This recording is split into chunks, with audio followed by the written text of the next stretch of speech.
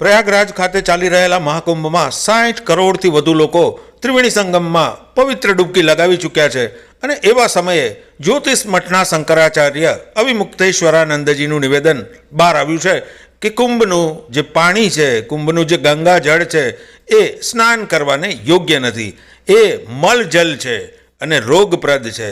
આના કારણે જે વિવાદ સર્જાયો છે એમાં પૂજ્ય મોરારી બાપુએ કોટેશ્વરમાં ચાલી રહેલી એમની રામકથામાં અદ્ભુત વાતો કરી. એમણે આવા નિવેદનોને વખોડી કાઢ્યા અને વિવાદ નહીં પરંતુ વિનયપૂર્વક જે કહ્યું એ સાંભળો. ગંગામાં એવું શું કે એમાં નાયેથી પાપ થાય? આવો પ્રશ્ન કોઈ નથી કરતા જે ગંગામાં નાય. અત્યારે જે રિપોર્ટ આપ્યો ને આપવાની અત્યારે જરૂર નથી. આજ હવા મહિને આ રિપોર્ટ તમારે આપવાની કાંઈ જરૂર નથી કે ગંગાનું પાણી નાવા યોગ્ય નથી. એમાં કેટલાય બુદ્ધ પુરુષોએ ડૂબકી મારી છે, એને તમને શું ખબર પડે કે નાવા જો? તમારા તો યંત્રો જવાબ આપે છે. કોઈના મંત્રો એમાં પ્રવેશ્યા હશે, એનું શું હશે? લાખો કરોડો લોકોના શ્રદ્ધાનો આ વિષય છે. કાલે મેં અખબારમાં વાંચ્યું કે એવો રિપોર્ટ આવ્યો છે. મારે એમ તો આપણે વિરોધ શું કરીએ, પણ આપણે વિનય તો કરીએ. અત્યારે આ સમયે જો આપવાની કોઈ જરૂર નથી, અને તમે આપો તો કોણ ધ્યાન દેશે? કોણ ધ્યાન? મને શ્રદ્ધાથી કહેવા દો, કેટલા બુદ્ધ પુરુષોએ એમાં ડૂબકી મારી છે. એણે એને નહીં પવિત્ર કર્યું હોય, અને એને કારણે 52, 53, 55 કરોડ લોકો નાહી ચૂક્યા છે. જરન માત્રી સાહેબને યાદ કરવું, મરહુમ માત્રીને, કે શ્રદ્ધાનો હો વિષય તો પુરાવાની શી જરૂર. ઇન્ડિયા ટીવી સાથેના સાક્ષાત્કારમાં બાપુએ કુંભ વિશે અદ્ભુત વાતો કરી. मैंने तो बहुत कुंभ किए हैं, अर्ध कुंभ भी किए हैं, जहाँ जहाँ भी मिला हर कुंभ में हमने अनुष्ठान किया है. तो मुझे गिनती नहीं है, लेकिन तब इतनी स्वच्छता भी नहीं थी, सुविधा भी नहीं थी, व्यवस्था भी नहीं है.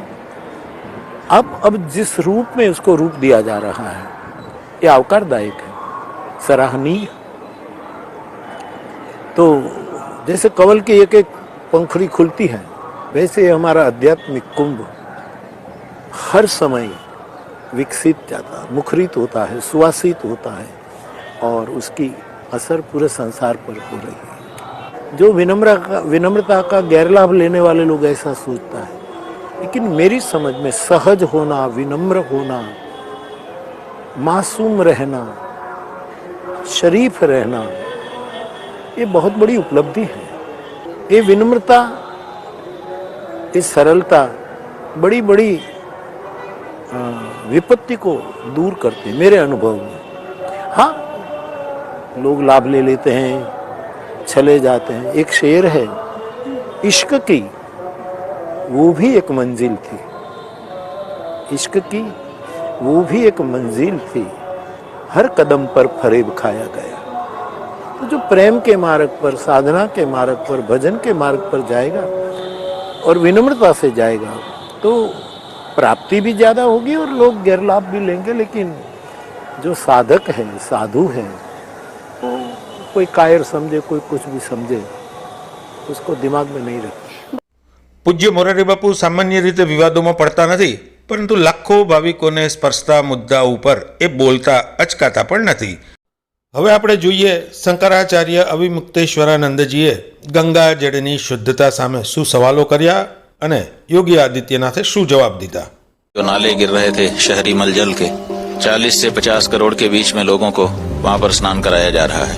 बहुत सारे लोग अभी उसके बारे में दुष्प्रचार करने की अपनी उस प्रवृत्ति से बाज नहीं आएंगे. लेकिन जो मूल आवश्यकता थी, लोगों को स्नान के लिए शुद्ध गंगा यमुना की धारा का जल, वो व्यवस्था तो नहीं हो पाई. संगम का जल स्नान करने लायक भी है और आचमन करने लायक भी है. जो लोग इसका दुष्प्रचार कर रहे हैं उन सबको इस बात को देखना चाहिए. एक बड़ी चर्चा इसमें हो रही है और मैं सोच रहा था कि हो सकता है कि कुछ माननीय सदस्य इसके बारे में यहाँ चर्चा भी हो सकता करेंगे, लेकिन हो सकता उनका संज्ञान नहीं आया होगा. और है जिस प्रकार का दुष्प्रचार लोग करने में लगे हैं, उत्तर प्रदेश को, महाकुंभ को, सनातन धर्म को बदनाम करने के लिए, देश को बदनाम करने के लिए जो साजिशें रचने वाले तत्व हैं, वे लगातार इस प्रकार का दुष्प्रचार करते हैं। पहले मैंने कहा ना, जो काहिरा में अग्निकांड की घटना को प्रयागराज के साथ जोड़ना, नेपाल की घटना को, झारखंड की घटना को, या वेस्ट बंगाल की घटना को, या देश के अंदर की किसी बड़ी दुर्घटना को प्रयागराज के साथ जोड़ना, इस प्रकार के लगातार वीडियो सोशल मीडिया हैंडल के माध्यम से और डिजिटल मीडिया के प्लेटफॉर्म पर भी आप देख सकते हैं। ऐसे ही जल की गुणवत्ता के बारे में भी प्रश्न खड़े करने के प्रयास हुए। याद रखना, 2013 में बायोरेमेडिएशन या जियो ट्यूब की व्यवस्था बहुत सीमित थी और परिणाम क्या था? पूरा कुंभ अव्यवस्था, गंदगी और अराजकता का एक अड्डा हो चुका था। उस स्थिति को सोचिए जब मॉरिशस के माननीय प्रधानमंत्री 2013 में प्रयागराज महाकुंभ में पधारे थे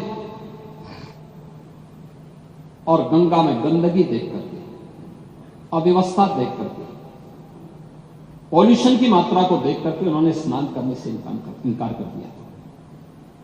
और 2025 में जब हम लोग आए हैं तो मैंने तो आपको आंकड़े बता दिए कि 56 करोड़ से अधिक श्रद्धालु अभी स्नान कर चुके हैं, एक सप्ताह बाकी है। 81 नालों को, यानी 261 MLD के जो वहां के नाले सभी को टेप किया गया है, और टेप ही नहीं किया गया है बल्कि उसके बारे में जो सरकार की व्यवस्थाएं बनाई गई है उसके बारे में विस्तार से सदन में कहना चाहूंगा, क्योंकि बहुत सारे लोग अभी उसके बारे में दुष्प्रचार करने की अपनी उस प्रवृत्ति से बाज नहीं आएंगे, और इसलिए मैं उसके बारे में बताना चाहूंगा कि गंगा जी हो या यमुना जी हो, प्रयागराज के जितने भी वहां पे संगम स्थल से जुड़े हुए जितने भी वहां के अगल बगल के जितने भी नाले हैं, जितने भी इस प्रकार के सीवर का है, ड्रेनेज का है, सबको टेप करके या तो STP में या बायोरेमेडिएशन या जियो ट्यूब के माध्यम से उनके शुद्धिकरण के बाद ही उसे वहां पर वो किया जा रहा है। दूसरा है, ट्रीटमेंट के बाद ही उस जल को छोड़ा जा रहा है। जल की शुद्धता के जो मानक होते हैं वह 2 स्तर पर जांची जाती है। एक तो BOD स्तर पर, बायोलॉजिकल ऑक्सीजन डिमांड के रूप में, और दूसरा DO के रूप में, डिजॉल्व ऑक्सीजन के रूप में। और इन दोनों के मानक निर्धारित हैं, इन दोनों के मानक निर्धारित हैं, जिसमें BOD 3 या उससे कम होना चाहिए और DO जो डिजॉल्व ऑक्सीजन की मात्रा है वो 5 से अधिक होनी चाहिए। जल में स्नान करने के लिए जल की जो मात्रा होती है उसमें ये मात्रा इस रूप में होनी चाहिए। और मुझे बताते हुए यहां पर मैं आपको बताना चाहता हूं कि उत्तर प्रदेश जो पॉल्यूशन कंट्रोल बोर्ड है वो लगातार वहां पे जल की मॉनिटरिंग करता है, उसकी गुणवत्ता को बनाए रखने के लिए कार्य कर रहा है। और आज की जो उनकी रिपोर्ट है संगम की, कि संगम और उसके आगे पीछे जो BOD है वो 3 या उससे कम है, और डिजॉल्व ऑक्सीजन की मात्रा ये 8 और 9 से अधिक पाई जा रही है। यानी संगम का जल स्नान करने लायक भी है और आचमन करने लायक भी है। जो लोग इसका दुष्प्रचार कर रहे हैं वे उन सबको इस बात को देखना चाहिए। 1978 ફિલ્મ આવેલી ગંગા કી સોગંદ, જેમાં લતા મંગેશકરનું એક ગીત આજે પણ મશહૂર છે। અંજાને એમાં લખેલું કે માનો તો मैं गंगा माँ हूँ, ना मानो तो बहता पानी। कोई वजू करे मेरे जल से, कोई मूरत को नहलाए, कहीं धोबी कपड़े धोए, कहीं पंडित प्यास बुझाए। ये जात धर्म के झगड़े, इंसान की है नादानी। मानो तो मैं गंगा माँ हूँ, ना मानो तो बहता पानी।